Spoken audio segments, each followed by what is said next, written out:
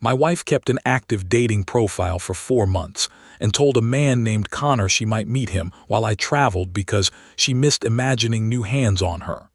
Her name is Erin, I'm Miles, and she said the profile existed only for attention, not sex. I packed one suitcase, moved into a furnished apartment, and made the availability in her profile honest. I did not discover it by searching her phone. My friend Noah sent me a screenshot on a Tuesday afternoon. His recently divorced brother had joined a dating app and recognized Erin in the local results. Noah apologized 3 times before attaching the image. Erin's profile photograph had been taken on our balcony. She wore a red swimsuit I bought for our anniversary trip. The crop removed her left hand and the wedding ring. Beneath her name, the account said she wanted excitement, confident men, and conversations that did not feel married. The green activity mark showed she had used the profile that day. I stared at the screenshot until the words stopped resembling language. Erin and I had been married 9 years. We had no open arrangement, separation, or agreement about dating other people. We still shared a bed, planned vacations, and kissed goodbye every morning. 2 nights before Noah's message, Erin had rested her feet in my lap while we chose paint for the kitchen. Our marriage was not free of distance. The year before, Erin injured her knee and stopped running. Recovery changed her body and the way she carried it. She began refusing photographs, changing clothes with the bathroom door closed, and asking whether I preferred the woman. She had been at 30. I told her I preferred her. She heard loyalty instead of desire. I tried to be more direct. I told her when a dress made it difficult to look away. I initiated sex in the afternoon instead of waiting until bedtime. I planned a weekend at the coast and left every device in the hotel safe. Erin enjoyed those moments, but afterward she said effort prompted by a problem did not feel spontaneous. "You are doing the correct husband things," she told me once. "I want to feel like you cannot help yourself." I asked what that would look like without ignoring her consent or daily life. She said having to explain it defeated the point. That conversation left both of us frustrated, but it did not leave our marriage undefined. Erin never said she wanted other men to evaluate her. She never asked for an open relationship. I never agreed that disappointment with my style of desire made her publicly available. We still had sex once or twice a week. We laughed in bed. On our anniversary, Erin told me the safest place she knew was my chest beneath her cheek. The profile existed during all of it. That overlap mattered.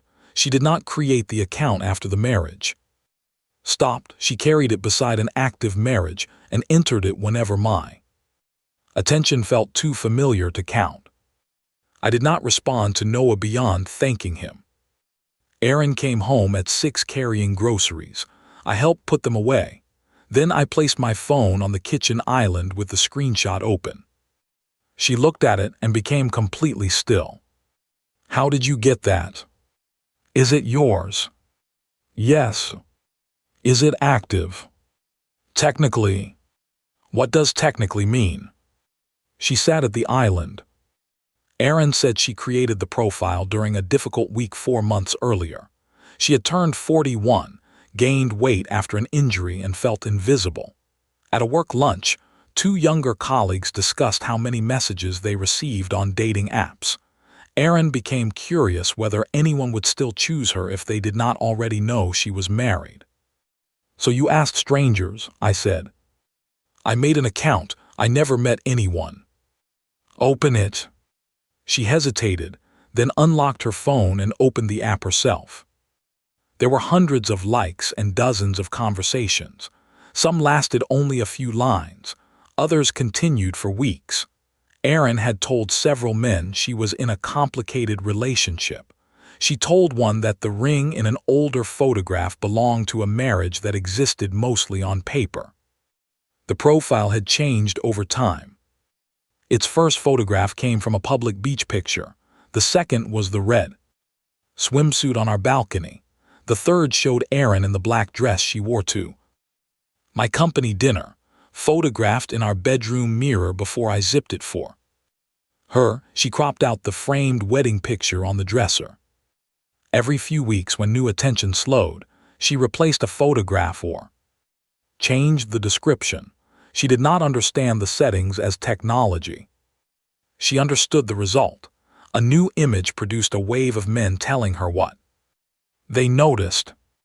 "How often did you open it?" I asked. "At first every day, then maybe twice a week." "Where?" "At lunch, in the car, sometimes here." One conversation happened while we watched a movie together. Erin remembered, because Connor had asked what she was wearing, and she described the soft gray shorts beneath the blanket covering both our legs. "I was touching your feet," I said. "I know." She said that was part of the intensity. The stranger imagined access while her real husband sat inches away without knowing she was being chosen. She called the feeling dangerous and then immediately said she never wanted actual danger. "You wanted the secrecy," I said. "I wanted the contrast." The contrast was another word for using my trust as background scenery. Our marriage had never existed mostly on paper. She handed me the phone without making me ask again. Connor's conversation was near the top. His first message complimented the swimsuit. Erin thanked him and said she missed being looked at without someone remembering errands. Over the next month, they discussed restaurants, travel, and what each wanted from a night without expectations. Connor asked whether she liked being touched by someone new. Erin replied that she missed imagining hands that had not memorized her body. I read the sentence twice. "This is attention. It is fantasy. He thinks you are available. I never said I was single. You said our marriage was on paper." I said complicated. I scrolled farther. Connor had asked to meet 6 times. Erin declined the first 5. The 6th request came after I told her I would attend a 3-day conference in Phoenix the following month. "Maybe when my husband is in Phoenix," she wrote. "1 drink, no promises." Connor answered with the name of a hotel bar downtown. Erin had sent a heart. "Were you going?" I asked. "I had not decided." "You gave him the dates." I said maybe. "Did you plan to tell me?" "If I went, yes." "Before or after?"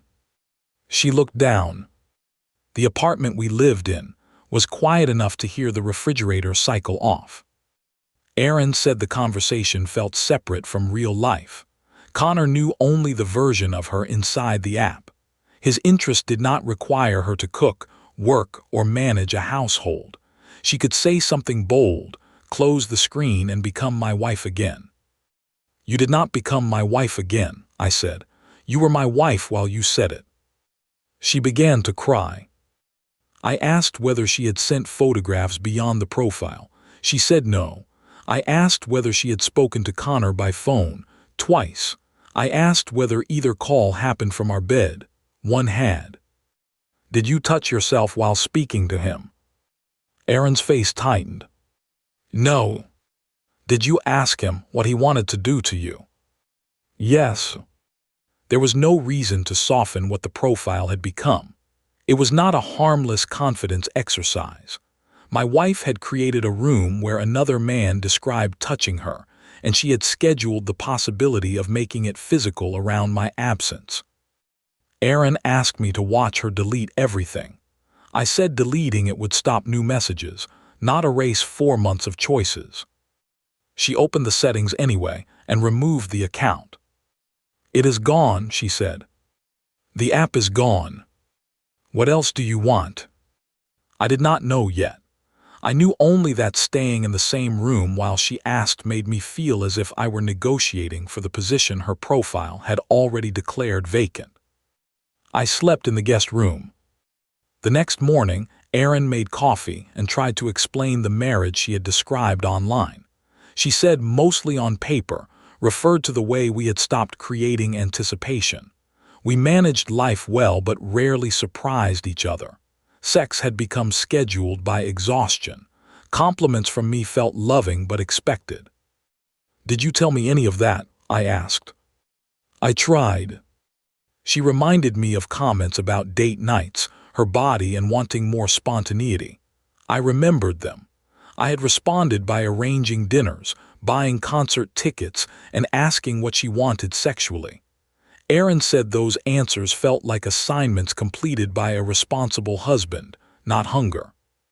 "So you created a single woman to find hunger," I said. "I created a version of myself who could still cause it." The distinction mattered to her. It did not protect me. I went to work and spent my lunch break looking at furnished rentals. By evening, I had reserved a small apartment for 1 month. It was 15 minutes away, with a bed, a table, and almost nothing else. When I came home, Erin had placed her phone, laptop, and wedding ring on the kitchen island. "Take whatever you need," she said. "Passwords, messages, location, I have nothing else." I put the ring back in front of her. I do not want to become the investigator in my own marriage. "Then tell me how to prove it was only online." "You planned a drink." "A drink is not sex." "No, it is the part you planned before you decided what came next." I carried 1 suitcase from the bedroom. Erin followed me to the front door. "Where are you going?" "A furnished apartment." "For how long?" "Until I know whether this separation is temporary." "You are making me single because strangers like to photograph." "No, I am separating because my wife presented herself as available and arranged a night to test it." She stood in the doorway while I rolled the suitcase toward my car.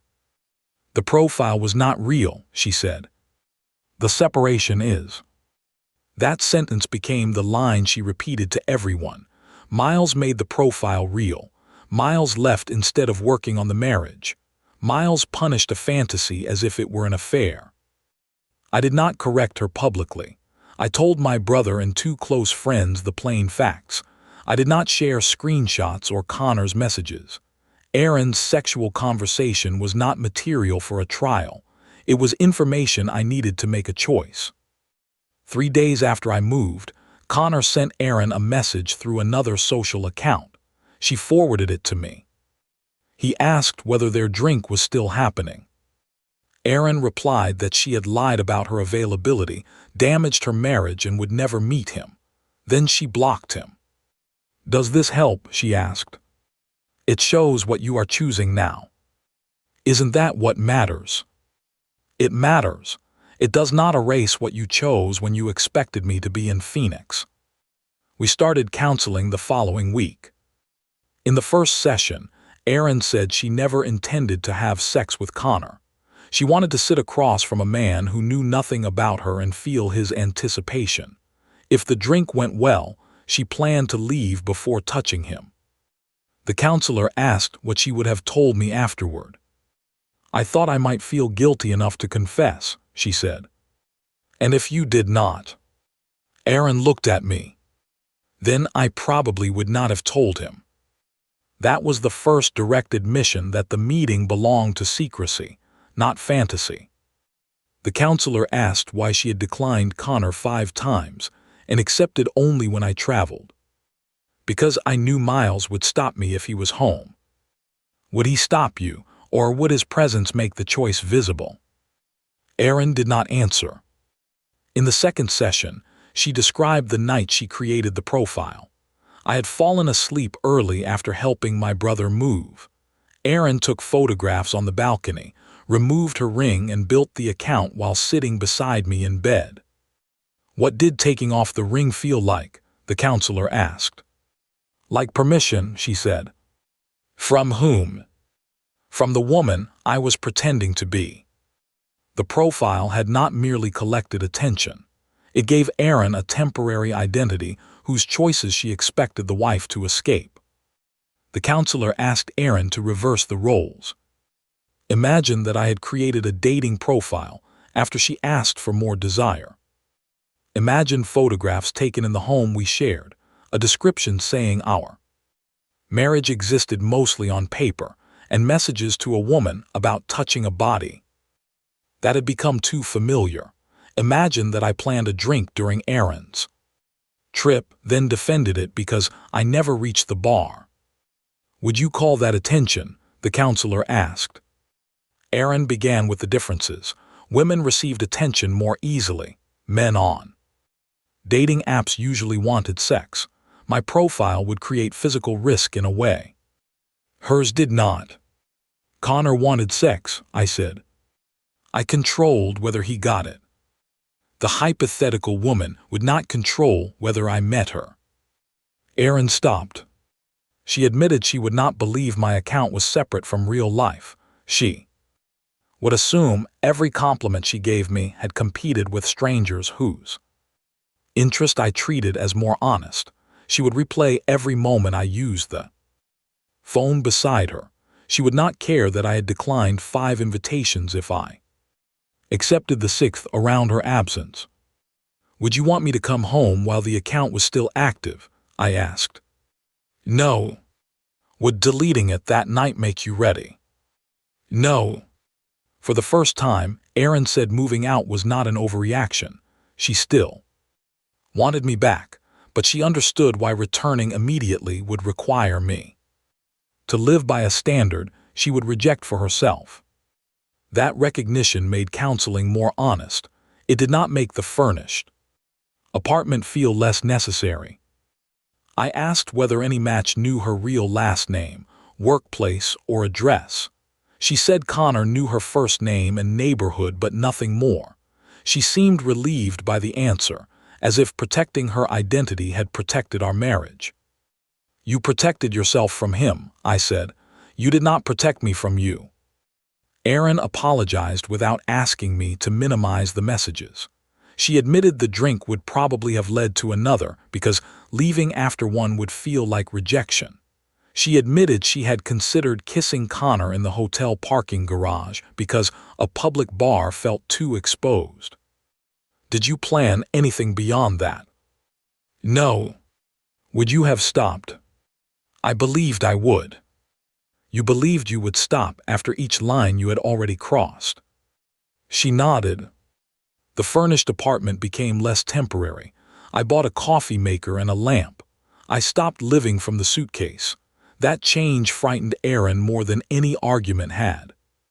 At first, I kept the suitcase open, because closing it felt like admitting I had moved. Shirts remained folded inside.